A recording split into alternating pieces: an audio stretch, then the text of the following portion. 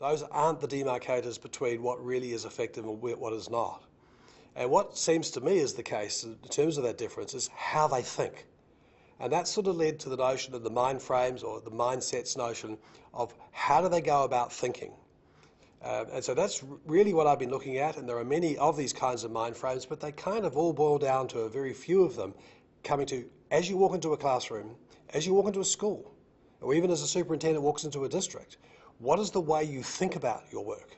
Yes, there are many mind frames. I'm up to about 8 or 10 of them now that are pretty imperative to the kind of work that I look at. But if I was come back to it and being honest, there's really just one, and it's know thy impact. If you walk into a classroom and you say, my job here today is to constantly evaluate my impact. My impact in terms of how many kids I impact, in terms of how big that impact is, and in terms of the worthwhileness of that impact. And of course, in that sentence, I didn't say test scores. I said there are many ways you can look at impact, such as reinvestment in the work, such as kids wanting to know more.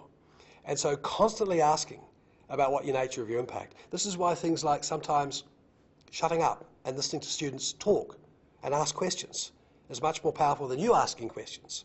And so that mind frame about my job is to evaluate my impact, from that many of the good things follow.